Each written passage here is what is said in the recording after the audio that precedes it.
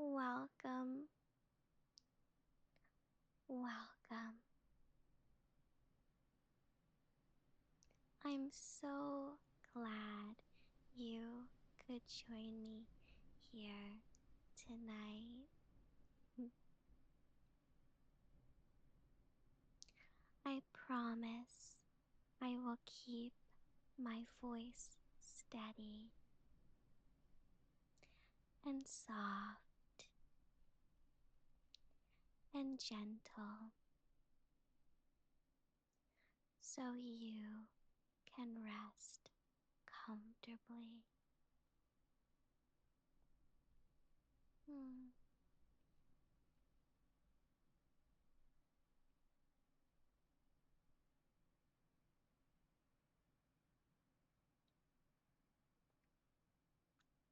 Oh, here. Why don't you just close your eyes and I'll join you right where you are tonight.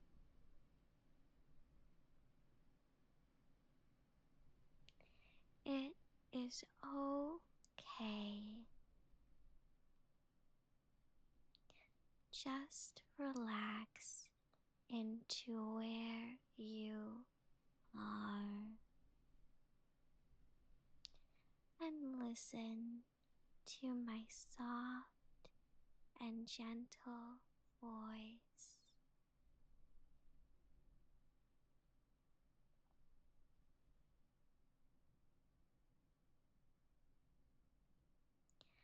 Tonight, I will be reading a few more fairy tales just for you.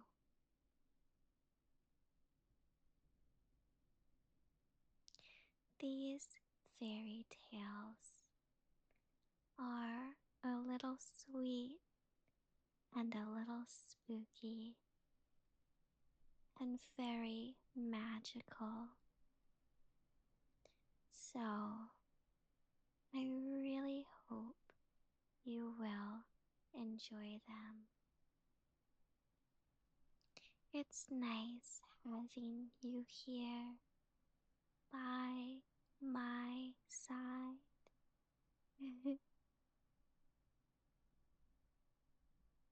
So please take your time and stay here and rest as long as you'd like. So just let the day melt away and let the comforting night wrap itself around you. There is nothing you have to worry about and nothing you have to be frightened about. When you're here with me,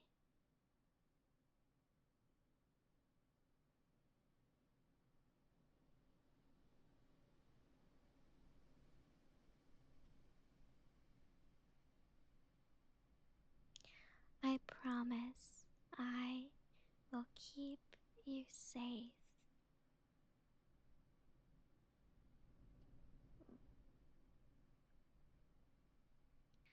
I hope you don't mind. I have a few candles lit tonight.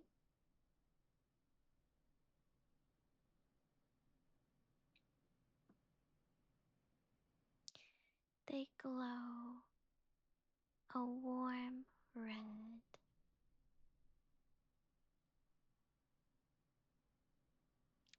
And the flames dance slowly back and forth, side to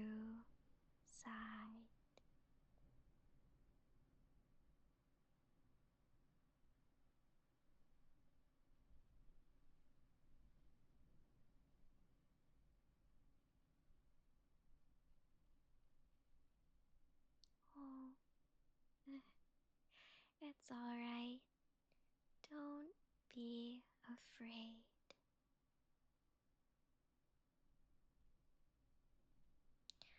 My curtains near my window are gently swaying in the nighttime breeze.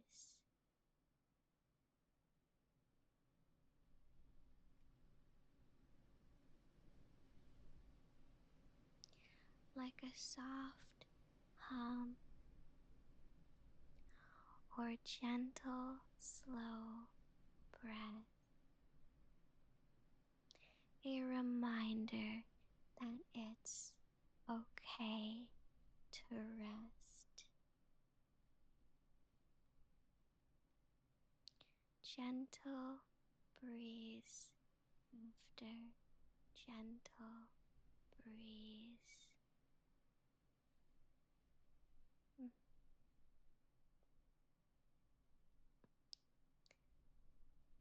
Well, I made a special little resting place just for you tonight.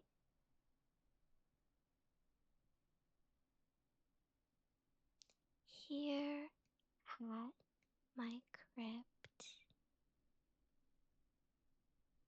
where it's warm and safe and kind,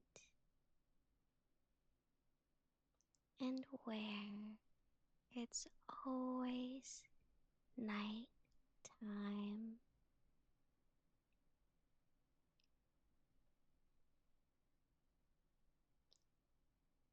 Here, that's it.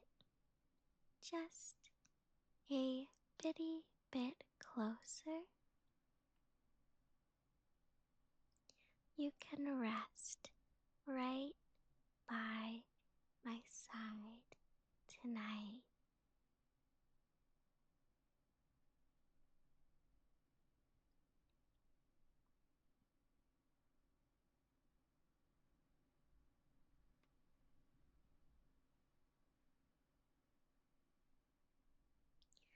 I've been waiting for you.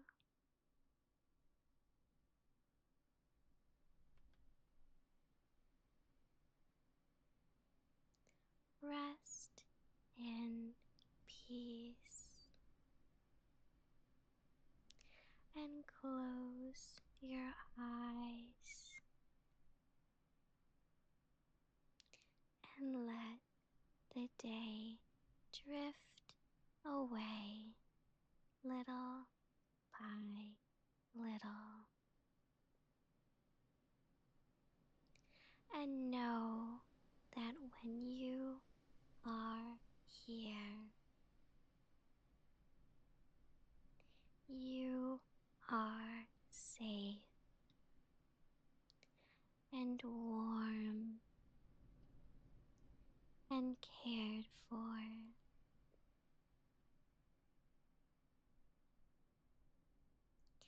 by this sweet and soft-spoken bitty bat.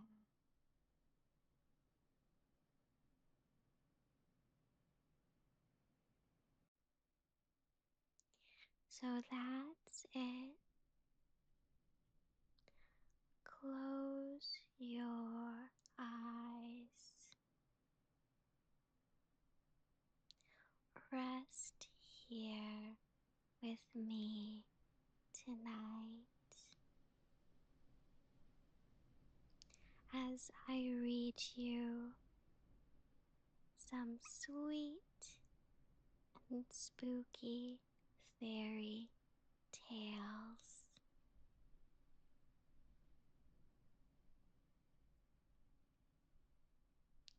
I really love reading you stories,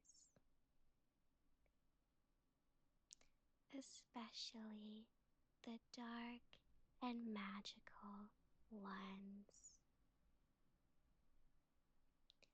So stay there, right here with me tonight.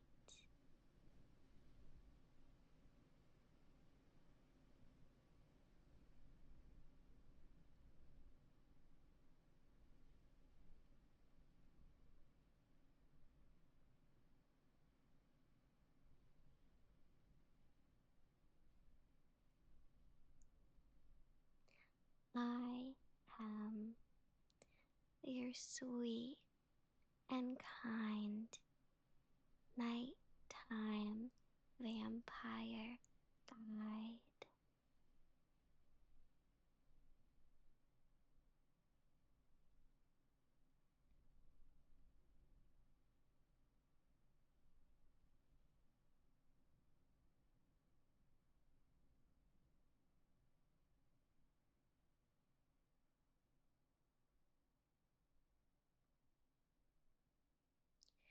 Many of my favorite fairy tales are from this book.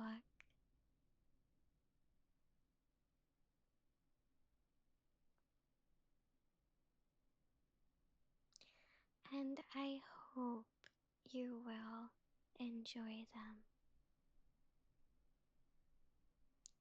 And I hope that by reading them, you will feel uber sleepy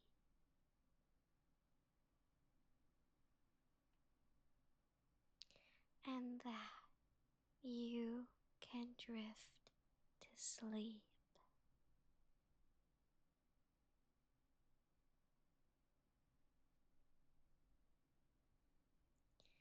Don't worry.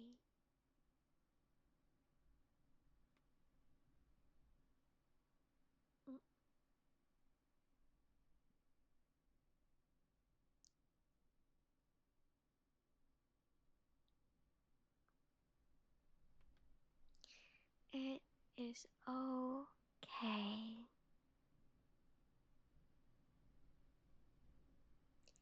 You are safe here.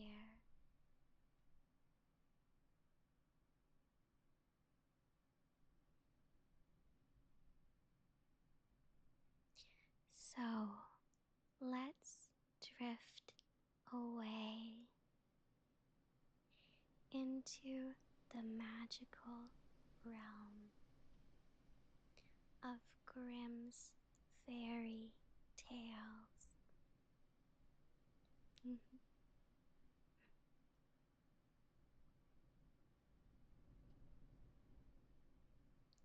And let the day fade away.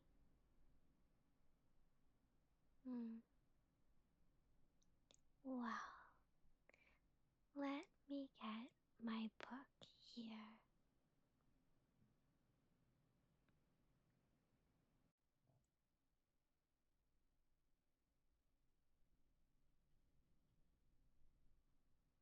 Well, here we are.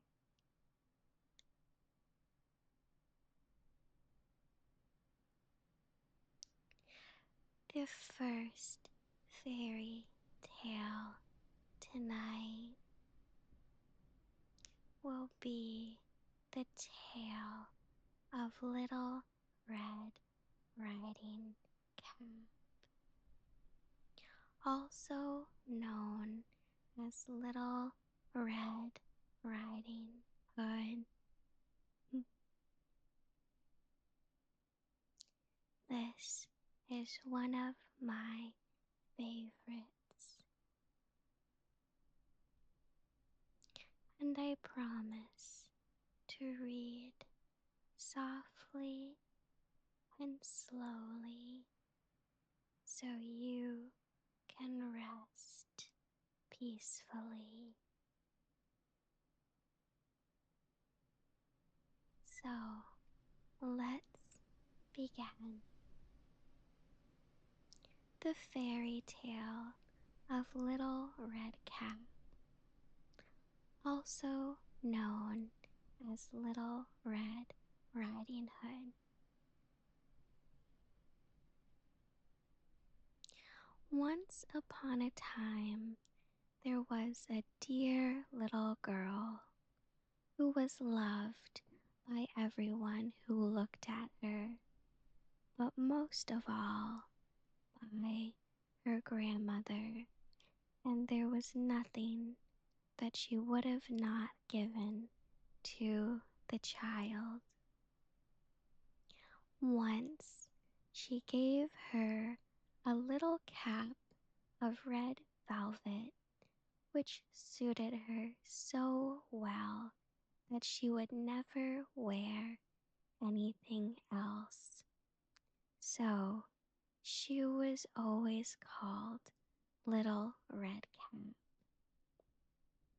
One day, her mother said to her, "Come, Little Red Cap, here is a piece of cake and a bottle of wine. Take them to your grandmother. She is ill and weak, and they will do her good. Set out before it gets hot, and when you are going, walk nicely and quietly, and do not run off the path, or you may fall and break the bottle, and then your grandmother will get nothing. And when you go into her room, don't forget to say, 'Good morning,' and don't peep into every corner before you do it." "I will take great care," said Little Red Cap to her mother, and gave her hand on it.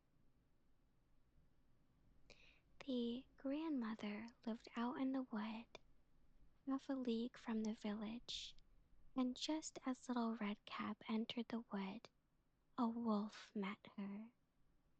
But Red Cap did not know what a wicked creature he was not at all afraid of him.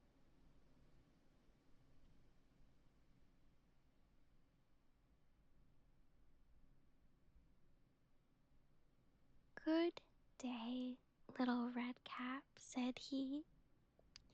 "Thank you kindly, Wolf," said Little Red Cap. "Whither away so early, Little Red Cap?"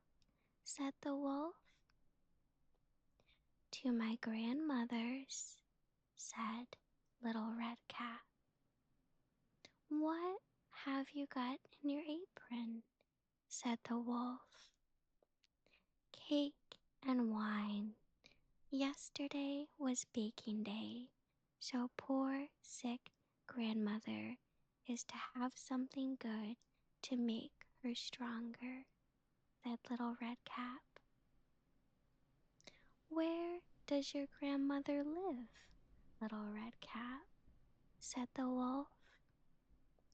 "A good quarter of a league farther on the wood. Her house stands under the 3 large oak trees. The nut trees are just below. You surely must know it," replied Little Red Cap.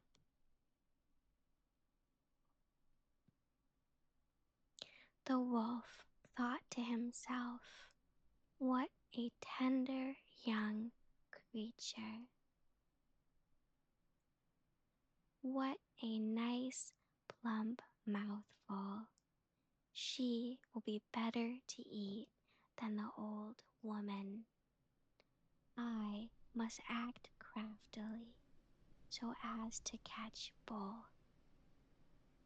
So he walked for a short time by the side of Little Red Cap, and then he said, "See, Little Red Cap, how pretty the flowers are about here.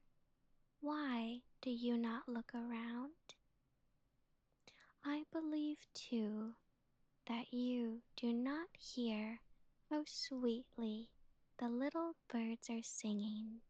You walk gravely along as if you were going to school, while everything else out here in the wood is merry.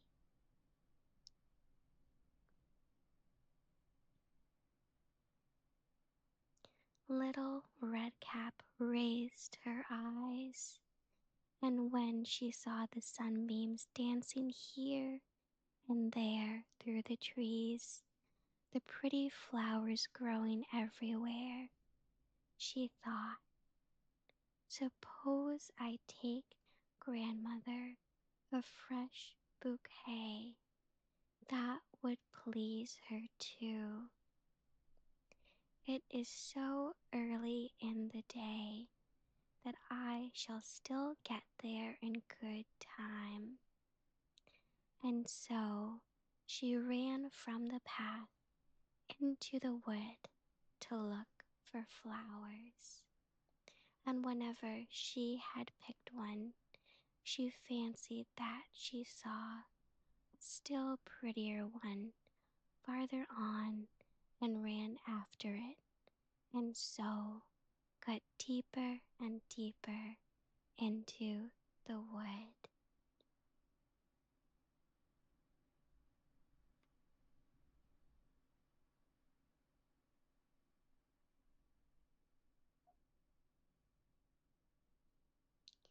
It is all right.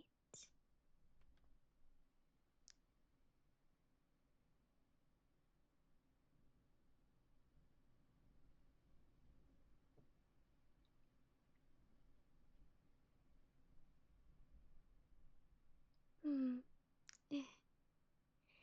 It's very nice having you by my side tonight. Hmm. I'm really happy you are here.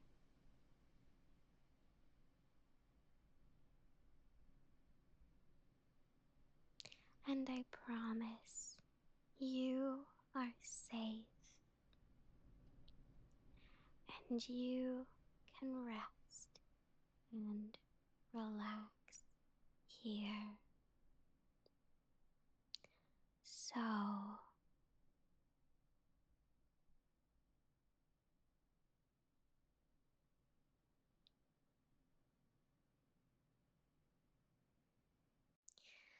just listen to my gentle voice.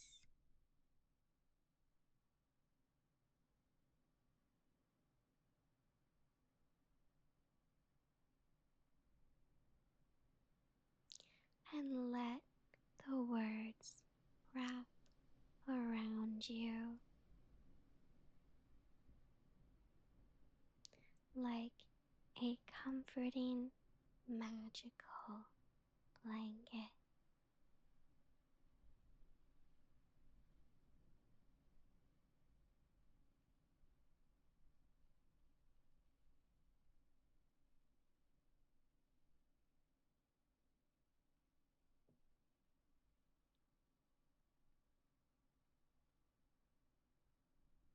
You don't need to focus on anything.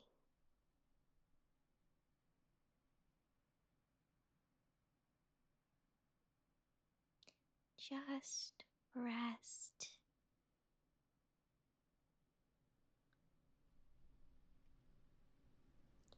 and drift away to the sound of my voice.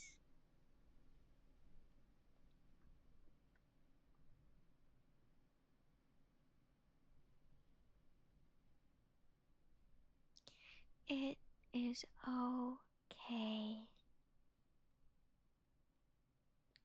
You are safe here. You are welcome here. And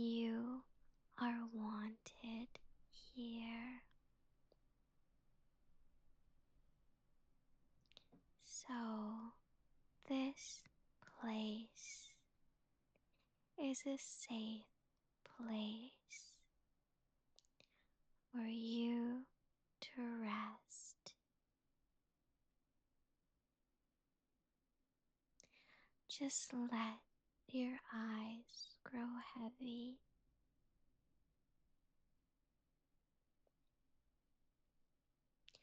I promise I will keep you safe.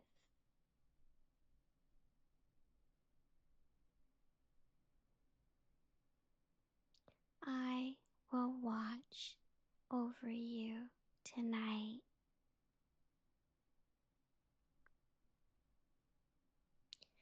as I read you these sweet and spooky fairy tales.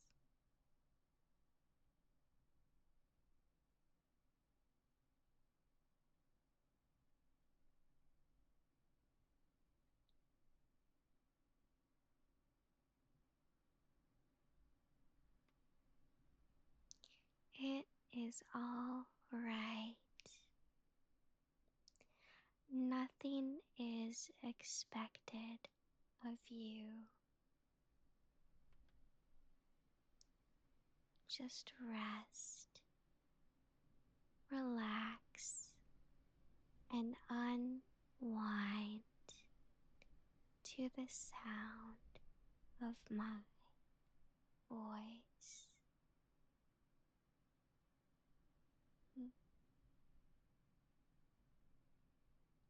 So, let's see.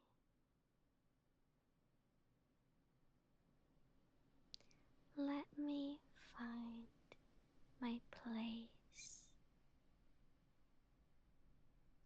Gently searching the pages. Ah, there.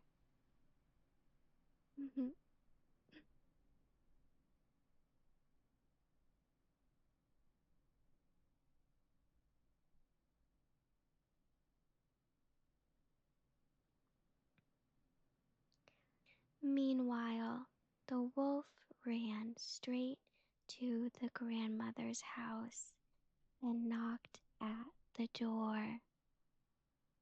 "Who is there?" said the grandmother. "Little Red Cap," replied the wolf. "She is bringing cake and wine. Open the door." "Lift the latch," called out the grandmother. "I am too weak and cannot get up." The wolf lifted the latch. The door sprang open, and without saying a word, he went straight to the grandmother's bed and devoured her.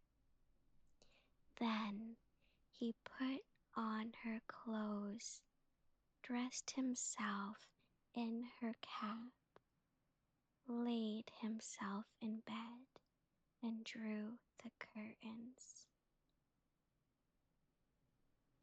Little Red Cap, however, had been running about, picking flowers, and when she had gathered so many that she could carry no more, she remembered her grandmother and set out on the way to her. She was surprised to find the cottage door standing open, and when she went into the room, she had such a strange feeling that she said to herself, "Oh dear, oh dear, how uneasy I feel today. And at other times, I like being with grandmother so much." She called out, "Good morning," but received no answer. So she went to the bed and drew back the curtains. There lay her grandmother with her cap pulled far over her face and looking very strange. "Oh, grandmother," she said, "what big ears you have." "The better to hear you with, my child," said the wolf. "But, grandmother, what big eyes you have," she said. "The better to see you with, my dear," said the wolf. "But, grandmother, what large hands you have," said Little Red Cap. "The better to hug you with," said the wolf. "Oh, but grandmother, what a terrible big mouth you have," said Little Red Cap. "The better to eat you with," said the wolf. And scarcely had the wolf said this, than with one bound he was out of bed and swallowed up Little Red Cap. When the wolf had appeased his appetite, he lay down again in the bed, fell asleep, and began to snore very loud. The huntsman was just passing the house, and thought to himself, "How the old woman is snoring! I must see if she wants anything." So he went into the room, and when he came to the bed, he saw that the wolf was lying in it. "Do I find you here, you old sinner?" said the huntsman. "I have long sought you." Then, just as he was going to fire at him, it occurred to him that the wolf might have devoured the grandmother and that she might still be saved. So he did not fire, but took a pair of scissors and began to cut the stomach of the sleeping wolf. When he had made 2 snips, he saw Little Red Cap shining, and then he made 2 snips more, and the little girl sprang out crying, "Ah, how frightened I have been!" How dark it was inside of the wolf. And after that, the aged grandmother came out alive, but was scarcely able to breathe. Red Cap, however, quickly fetched great stones, and with which they filled the wolf's belly. And when he awoke, he wanted to run away, but the stones were so heavy that he collapsed at once and fell dead. Then all 3 were delighted. The huntsman drew off the wolf's skin and went home with it. The grandmother ate the cake and drank the wine which Red Cap had brought, and revived. But Red Cap thought to herself, "As long as I live, I will never by myself leave the path to run into the wood when my mother has forbidden me to do so." It also related that once when Red Cap was again taking cakes to the old grandmother, a another wolf spoke to her and tried to entice her from the path.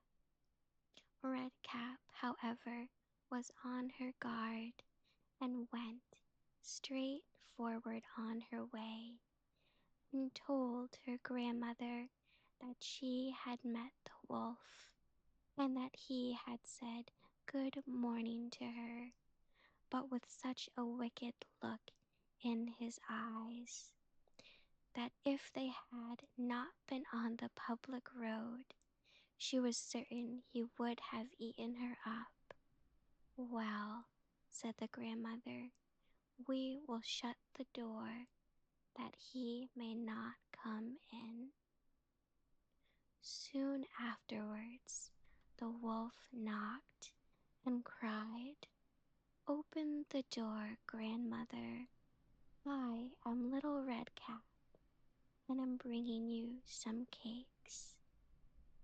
But they did not speak or open the door, so the gray beard stole twice or thrice round the house, and at last jumped on the roof, intending to wait until Redcap went home in the evening, and then to steal after her and devour her in the darkness. But the grandmother saw what was in his thoughts. In front of the house was a great stone through. So she said to the child, "Take the pail, Redcap. I made some sausages yesterday, so carry the water in which I boiled them to the trough." Redcap carried until the great trough was quite full. Then the smell of sausages reached the wolf, and he sniffed and peeped down, and at last stretched out his neck so far that he could no longer keep his footing, and began to slip and slip down from the roof straight into the great trough, and was drowned. But Redcap went joyously home, and no one ever did anything to harm her again.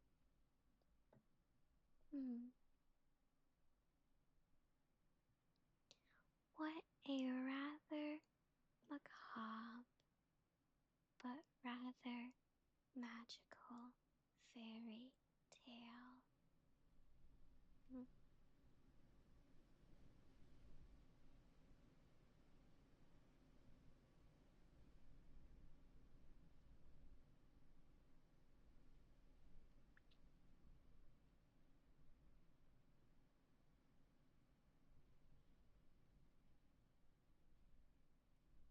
A tale that ends on safety and protection.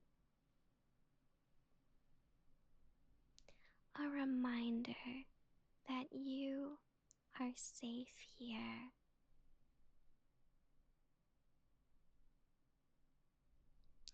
And I will protect you tonight. After all, I'm your comfy and cozy vampire guide.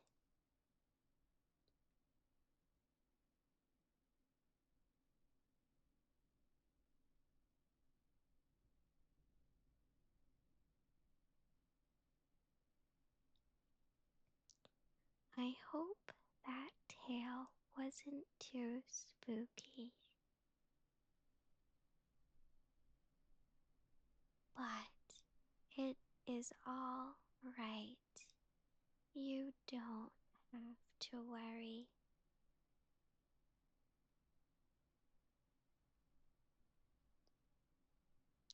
It is just a fairy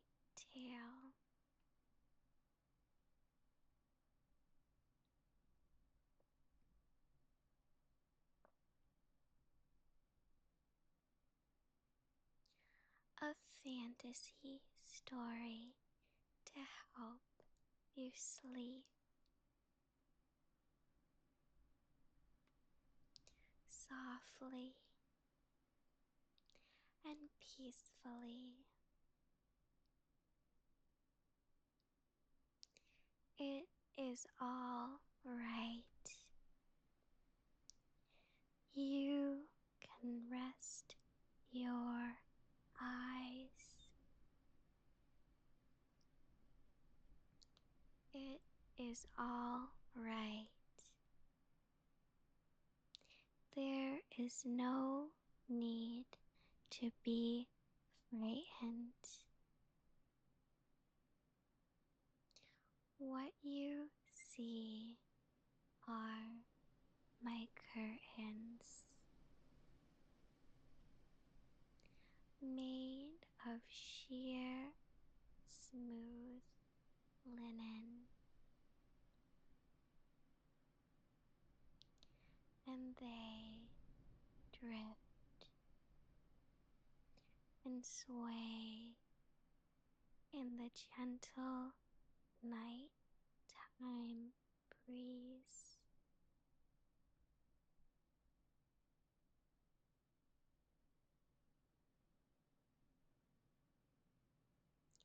And as you listen to my voice and hear the soft wind, let's take a moment to breathe deeply out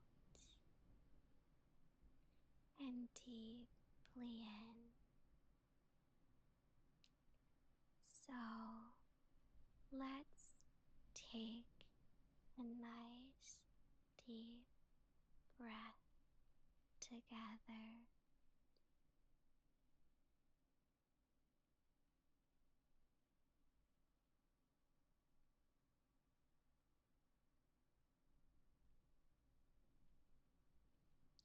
As the curtains sway back and forth, and as you rest here by my side,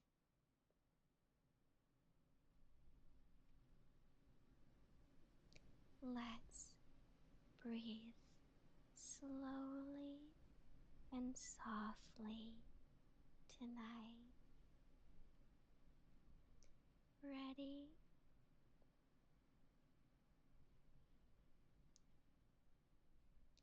Breathe in slowly and deeply,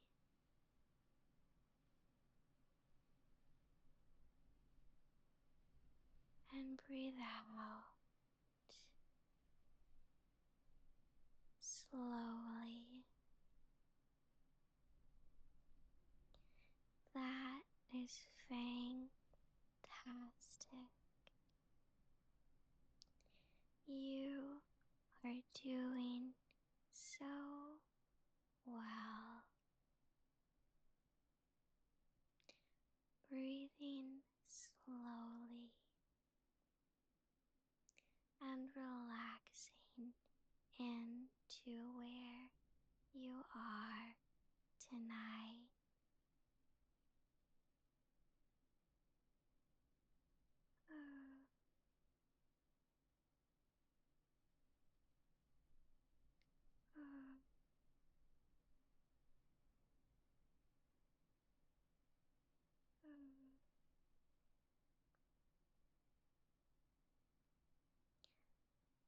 I took a few bitty pat breaths with you.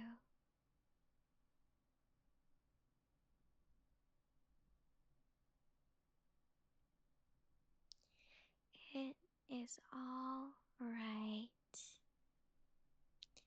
You can close your eyes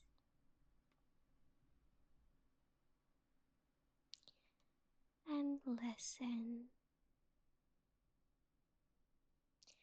and relax. And continue to relax.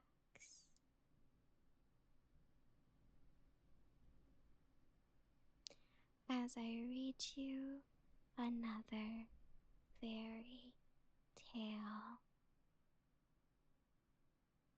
Alright, let me find the right page.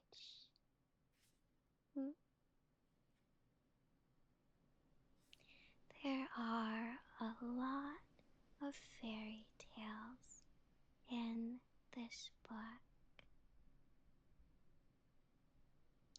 So I'm going to look through it carefully and gently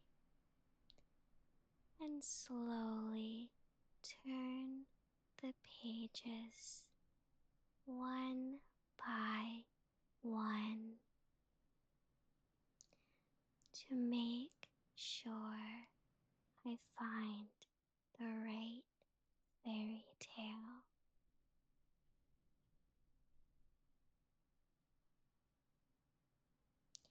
To read just for you on this night. Hmm. Hmm.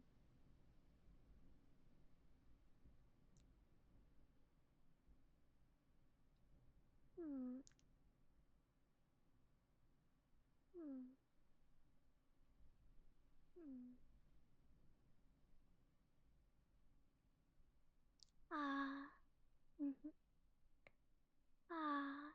Here we are. I found it.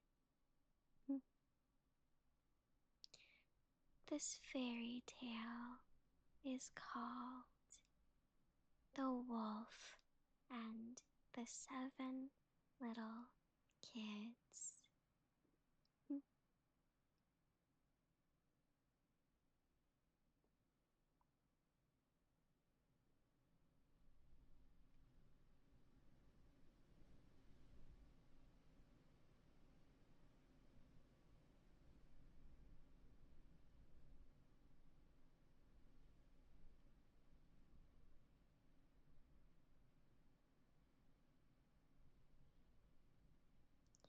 There was once upon a time an old goat who had 7 little kids and loved them with all the love of a mother for her children.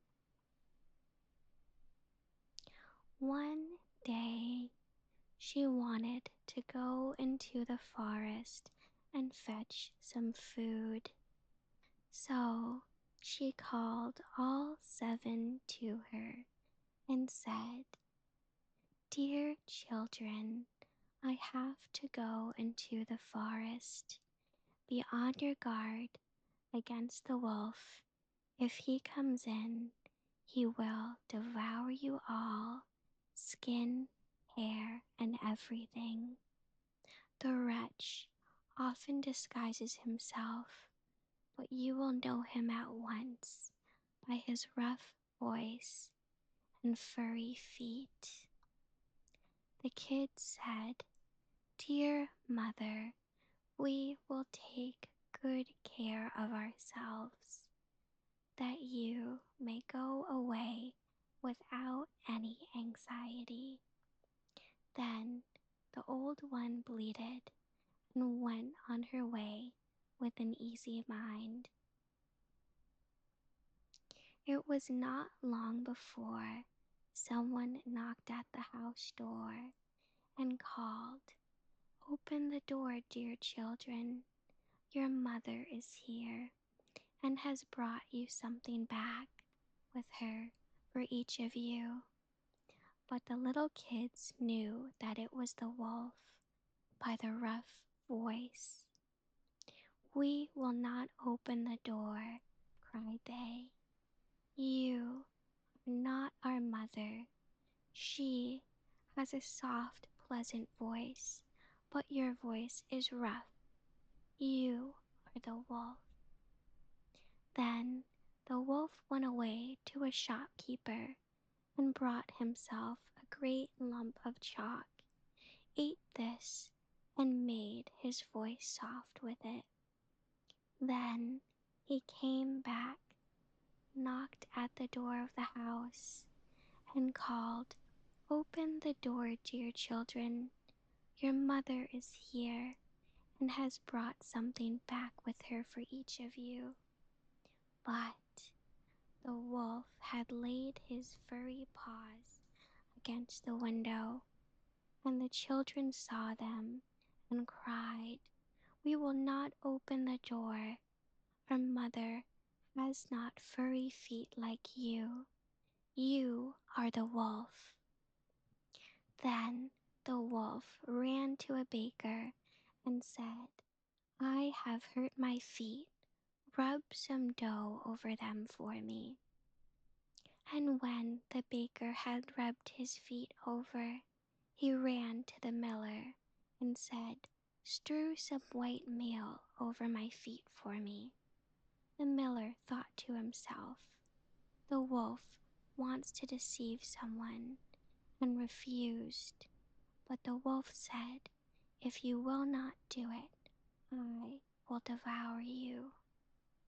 Then the miller was afraid and made his paws white for him.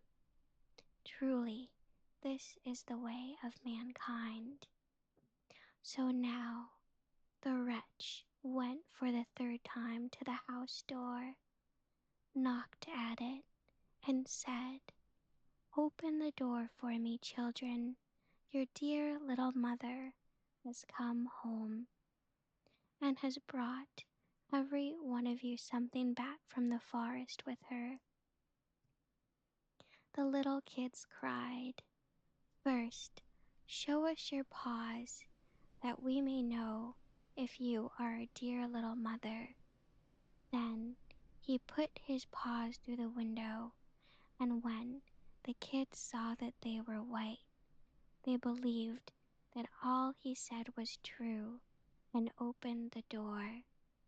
But who should come in but the wolf? They were terrified and wanted to hide themselves. One sprang under the table, the second into the bed, the third into the stove, the fourth into the kitchen, the fifth into the cupboard, the sixth under the washing bowl, and the seventh into the clock case. But the wolf found them all and used no great ceremony. One after the other, he swallowed them down his throat. The youngest, who was in the clock case, was the only one he did not find. When the wolf had satisfied his appetite, he took himself off, laid himself down under a tree in the green meadow outside, and began to sleep. Soon afterwards, the old goat came home again from the forest. Ah, what a sight she saw there! The house door stood wide open. The table, chairs, and benches were thrown down. The washing bowl lay broken to pieces, and the quilts and pillows were pulled off the bed. She sought for her children, but they were nowhere to be found. She called them one after another by name, but no one answered. At last, when she came to the youngest, a soft voice cried, "Dear mother, I am in the clock case." She took the kid out, and it told her that the wolf had come and had eaten all the others. Then you may imagine how she wept over her poor children. At She went out, and the youngest kid ran with her. When they came to the meadow, there lay the wolf by the tree, and snored so loud that the branches shook. She looked at him on every side and saw that something was struggling and moving in his gorged belly. Ah, heavens, she said, is it possible that my poor children, whom he has swallowed down for his supper, can still be alive? Then the kid had to run home and fetch scissors and a needle and thread, and the goat cut open the monster's stomach, and hardly had she made one cut than one little kid thrust its head out, and when she had got farther, all six sprang out, one after another, and were all still alive, and all had suffered no injury whatever, for in his greediness the monster had swallowed them down whole. What rejoicing there was! They embraced their dear mother, and jumped like a tailor at his wedding. The mother, however, said, "Now go and look for some big stones, and we will fill the wicked beast's stomach with them while he is asleep." Then the 7 kids dragged the stones thither with all speed, and put as many of them into his stomach as they could get in, and the mother sewed him up again in the greatest of haste, so that he was not aware of anything and never once stirred. When the wolf at length had had his fill of sleep, he got on his legs, and as the stones in his stomach made him very thirsty, he wanted to go to a well to drink. But when he began to walk and move about, the stones in his stomach knocked against each other and rattled. Then cried the wolf, "What rumbles and tumbles against my poor bones? I thought 'twas 6 kids, but it feels like big stones. What rumbles and tumbles against my poor bones? I thought 'twas 6 kids, but it feels like big stones." And when he got to the well and stooped over the water to drink, the heavy stones made him fall in, and he drowned miserably. When the 7 kids saw that, they came running to the spot and cried aloud, "The wolf is dead, the wolf is dead," and danced for joy round the well with their mother. Well, what another spectacular fairy tale.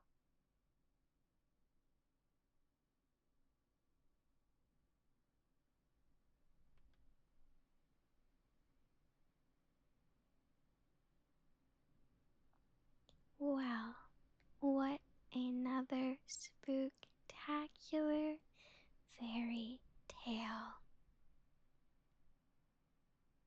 Hmm.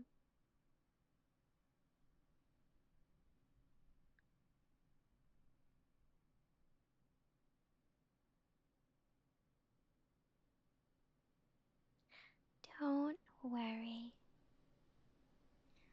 I know that story was a little spooky, but it is not real. It's just a sweet and spooky fairy tale. It is all right. You are okay. You are safe here.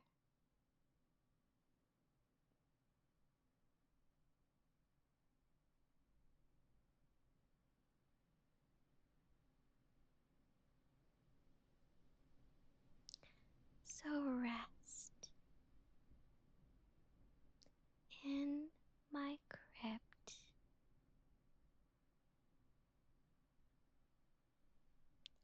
and listen to my gentle voice. It is okay. You have had such a long day.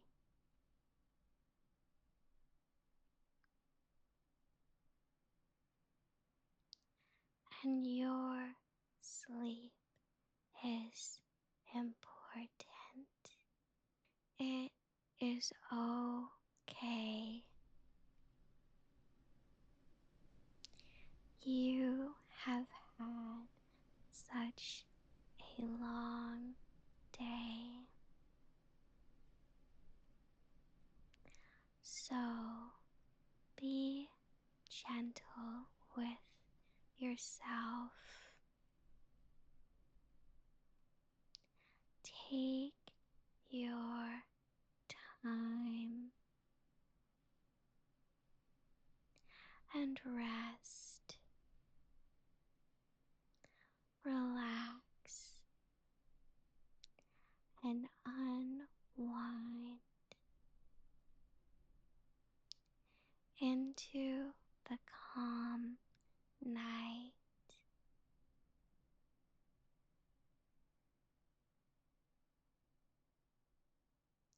Don't worry, I'm right here.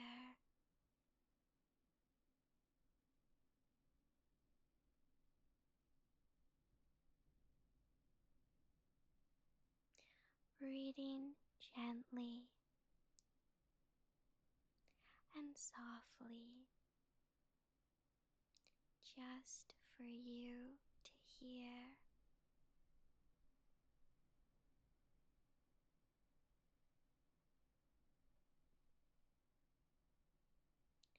And the gentle breeze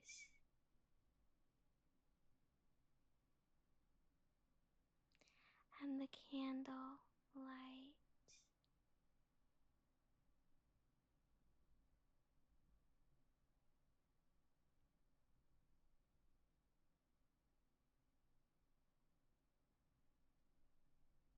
It is okay.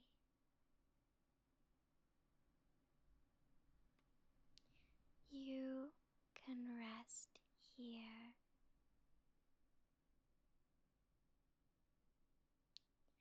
with your sweet and caring vampire guide.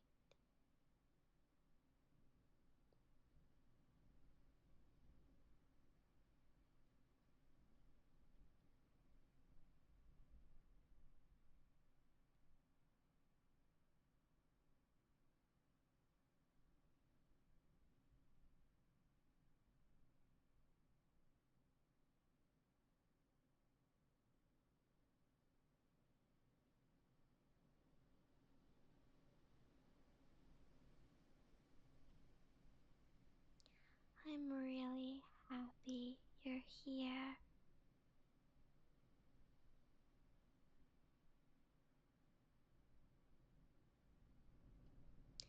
And I'm really happy you like these stories so far.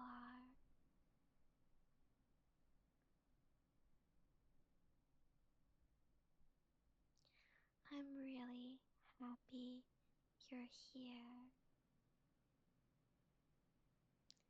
and I'm happy to share these stories with you.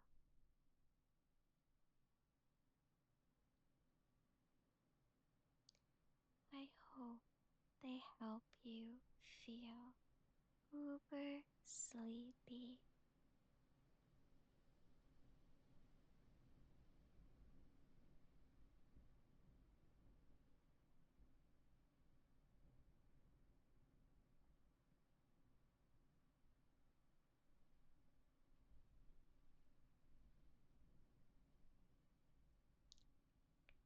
So,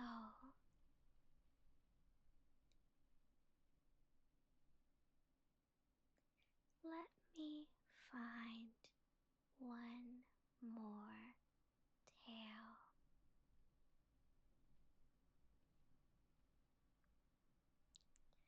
The sleepiest tale yet tonight.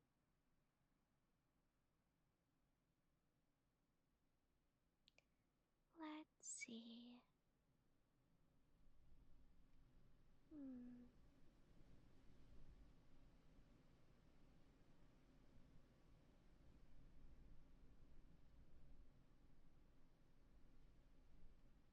I am going to search quietly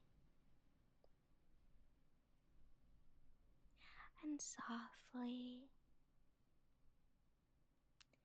and gently to find the best tale to tell.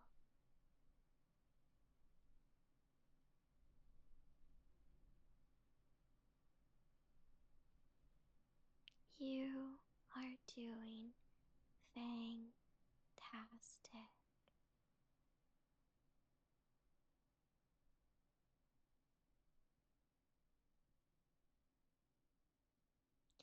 Your slow, steady breathing, your soft beating heart,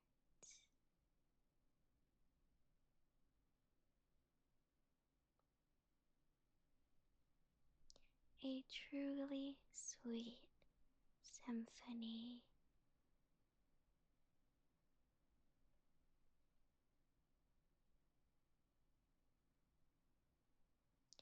To this bitty path. So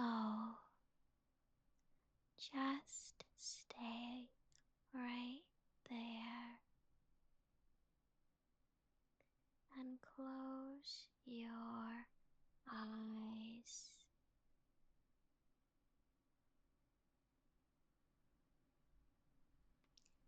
Let me find one more tale to share tonight.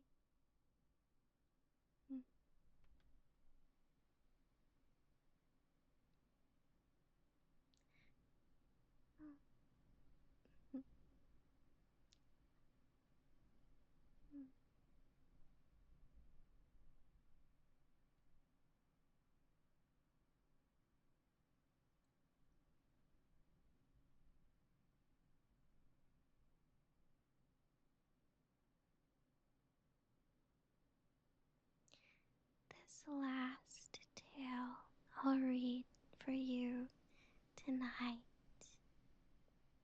is called Rapunzel. It goes like this. There were once a man and a woman who had long in vain wished for a child. At length the woman hoped that God was about to grant her desire. These people had a little window at the back of their house from which a splendid garden could be seen, which was full of the most beautiful flowers and herbs. It was, however, surrounded by a high wall, and no one dared to go into it because it belonged to an enchantress who had great power and was dreaded by all the world. One day, when the woman was standing by this window and looking down into the garden, when she saw a bed which was planted with the most beautiful rampion, the most beautiful Rapunzel, and it looked so fresh and green that she longed for it. She quite pined away and began to look pale and miserable. Then, when her husband was alarmed and asked, "What ails you, dear wife?" "Ah," she replied, "if I can't eat some of the Rapunzel, which is in the garden behind our house, I shall die." The man who loved her thought, "Sooner than let your wife die, bring her some of the Rapunzel yourself, let it cost what it will." At twilight he clambered down over the wall into the garden of the enchantress, hastily clutched a handful of Rapunzel, and took it to his wife. She at once made herself a salad of it and ate it greedily. It tasted so good to her, so very good, that the next day she longed for it 3 times as much as before. If he was to have any rest, her husband must once more descend into the garden. In the gloom of evening, therefore, he let himself down again. But when he had clambered down the wall, he was terribly afraid, for he saw the enchantress standing before him. "How can you dare," said she with an angry look, "descend into my garden and steal my Rapunzel like a thief? You shall suffer for it." "Ah," answered he, "let mercy take the place of justice. I only made up my mind to do it out of necessity. My wife saw your Rapunzel from the window, and felt such a longing for it that she would have died if she had not got some to eat." Then the enchantress allowed her anger to be softened, and said to him, "If the case be as you say, I will allow you to take away with you as much Rapunzel as you will. Only I make one condition. You must give me the child which your wife will bring into the world. It shall be well treated, and I will care for it like a mother." The man, in his terror, consented to everything, and when the woman was brought to bed, the enchantress appeared at once, gave the child the name of Rapunzel, and took it away with her.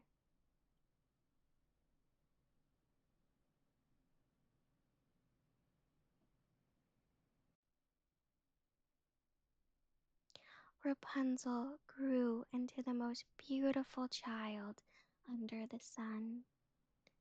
When she was 12 years old, the enchantress shut her into a tower which lay in a forest and had neither stairs nor door, but quite at the top was a little window, When the enchantress wanted to go in, she placed herself beneath it and cried, "Rapunzel, Rapunzel, let down your hair to me."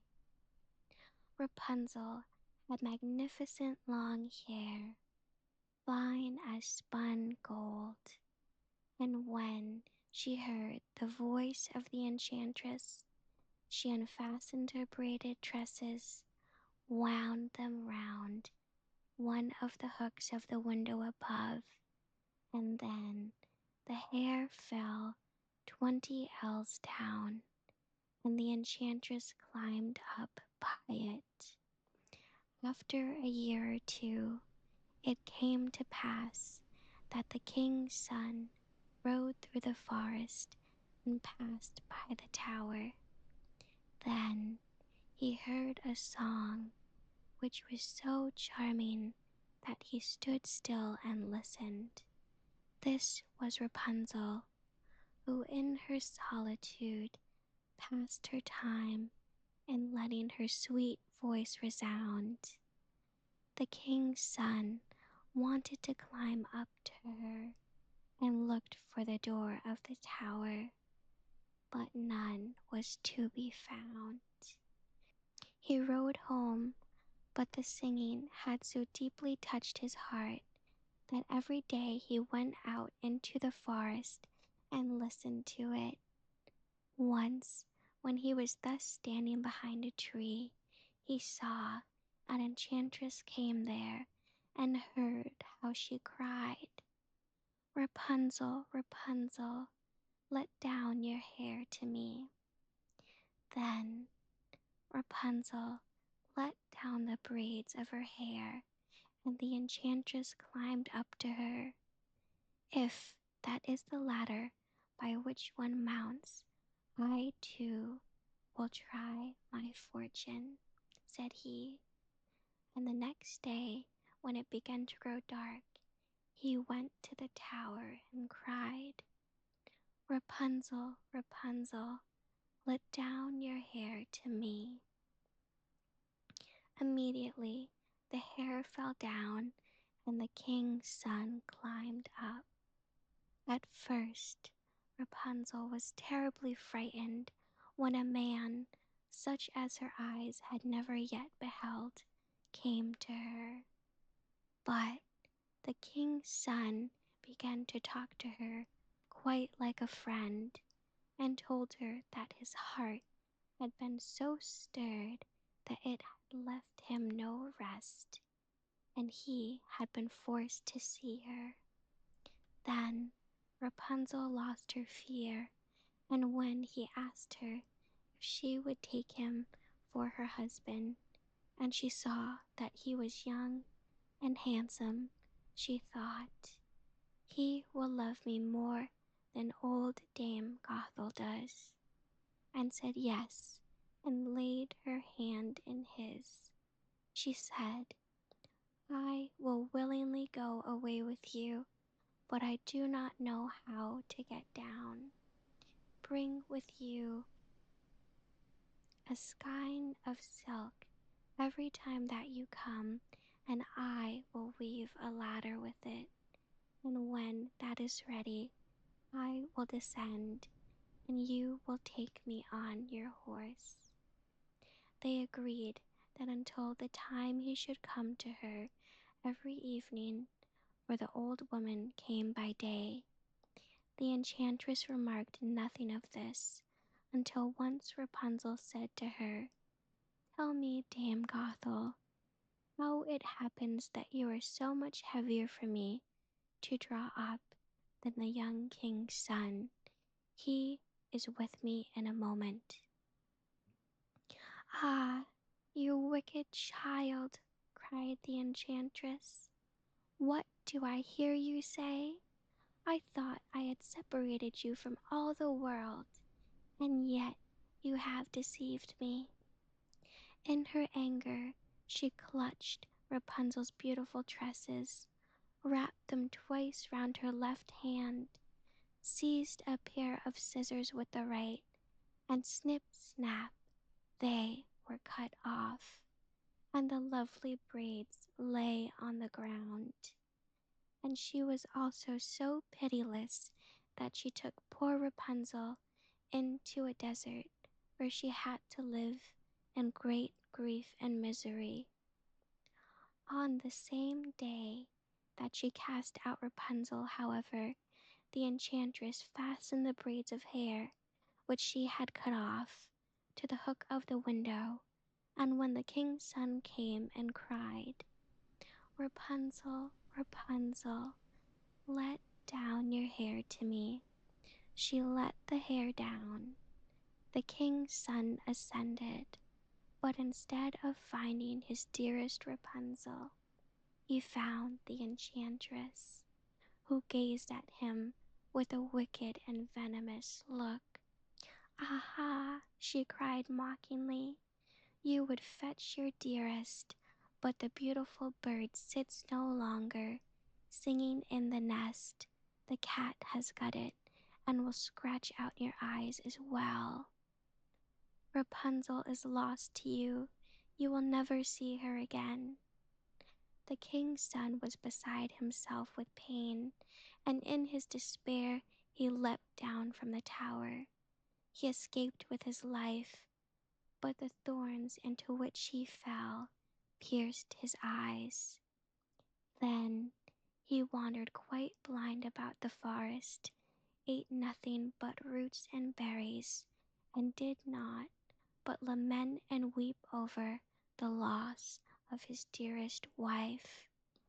Thus he roamed about in misery for some years, and at length came to the desert where Rapunzel, with the twins to which she had given birth, a boy and a girl, lived in wretchedness. He heard a voice. It seemed so familiar to him that he went towards it, and when he approached, Rapunzel knew him and fell on his neck and wept. Two of her tears wetted his eyes, and they grew clear again, and he could see with them as before.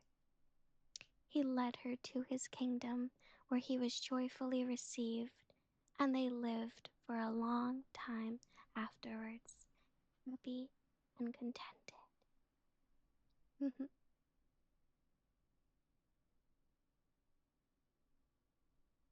Well, maybe that tale was a bit more sweet than spooky, but I hope it still made you sleepy.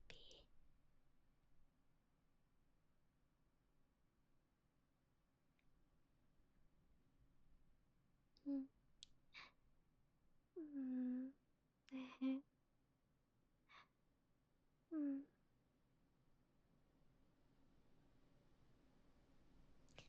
I am happy you are here, my sweet, sweet friend. You are safe here and warm and cared for.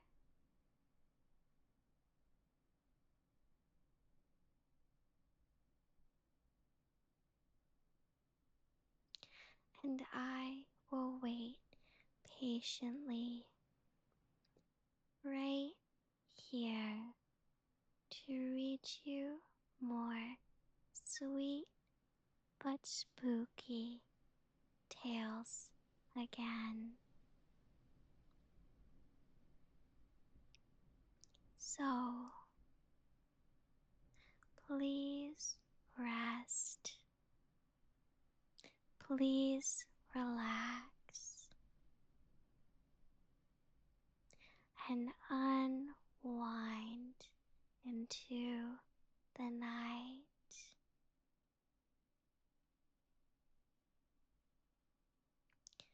Just let your thoughts of the day slowly drift away.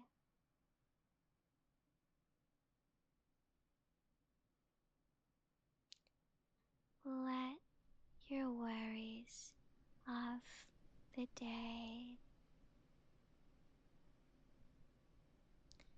Drift away.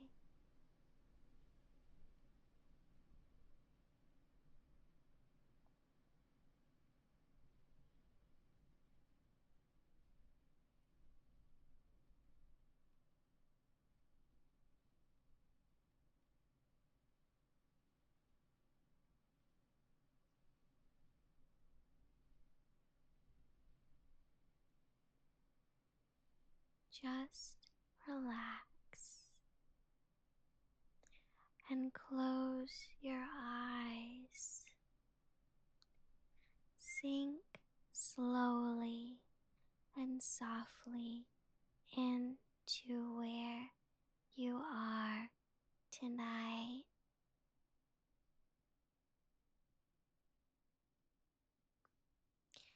And take slow breaths,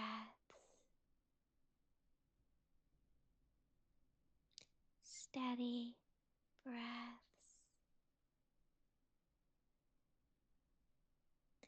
with the gentle breeze.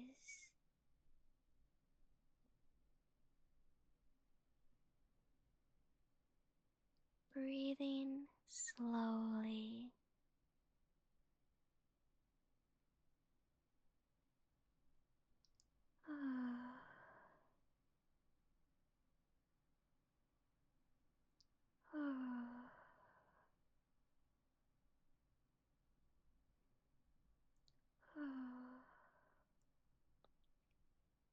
Just like that.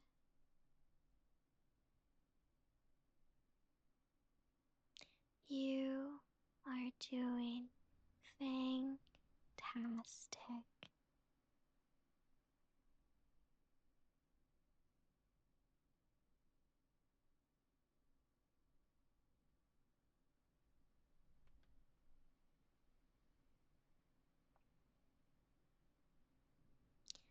And sink slowly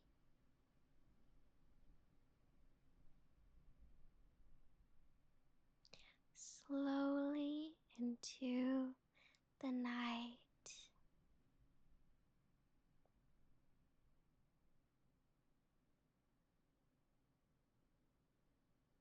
Just relax.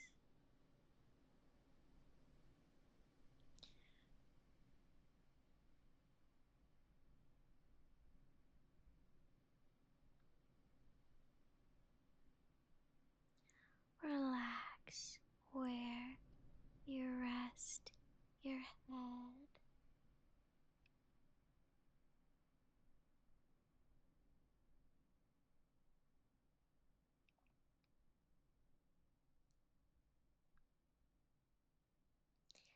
And as you breathe slowly, relax from your head to your fingertips, to your toes,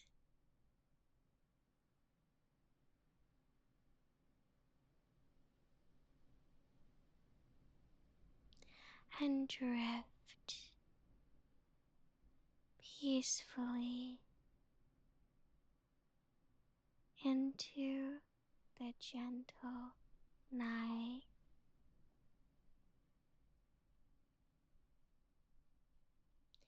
By my side, where you are warm and safe and cozy tonight.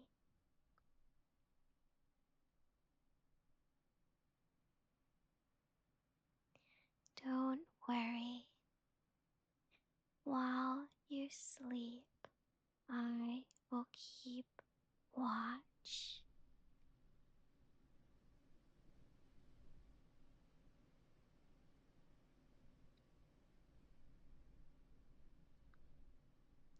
Don't worry, my sweet, sweet friend. I am your sweet and kind, comforting and cozy nighttime vampire guide.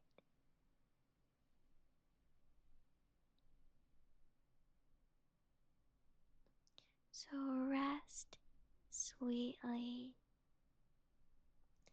rest gently, and rest peacefully.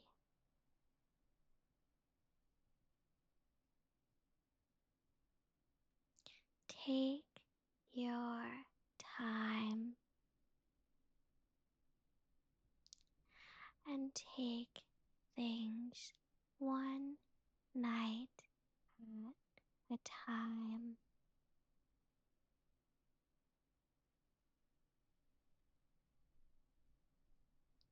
You have done so much, and you have come so far. You are more than enough.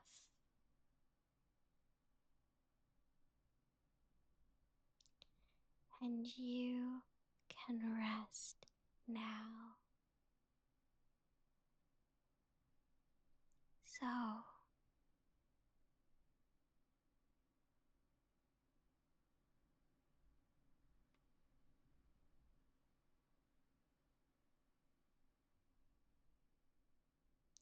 So please, my sweet, sweet friend, rest in peace with much love and many spooky hugs from this bitty bat.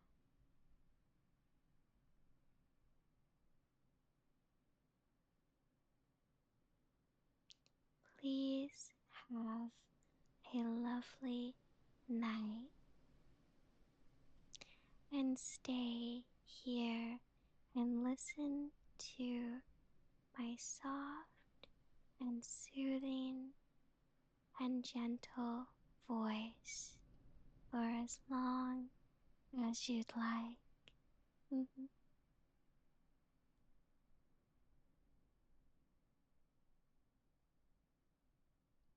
Good night. Good night.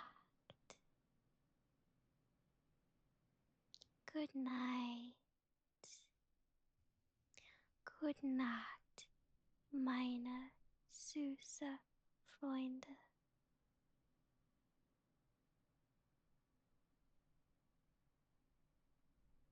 Good night, meine übersüße Freunde.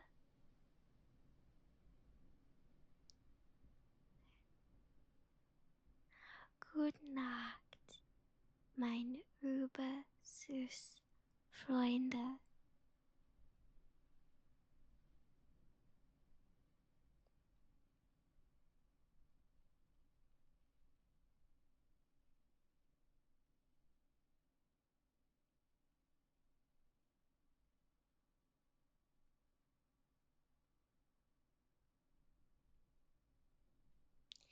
Vielen schlafen, vielen Liebe.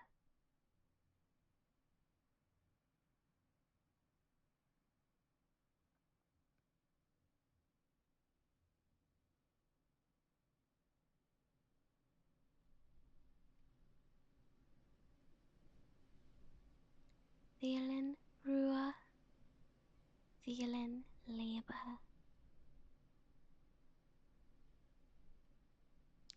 Good night.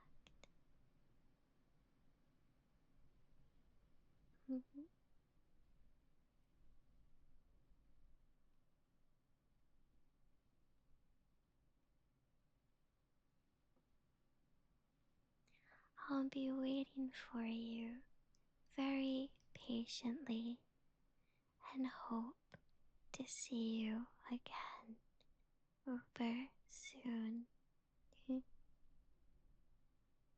Good Nacht, mein Süßfreunde. Good Nacht.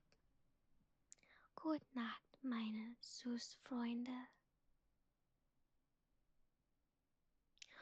Und vielen Liebe.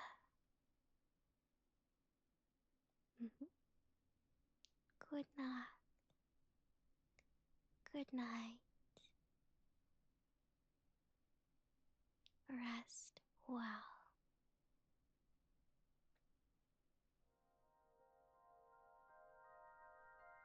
Good night and rest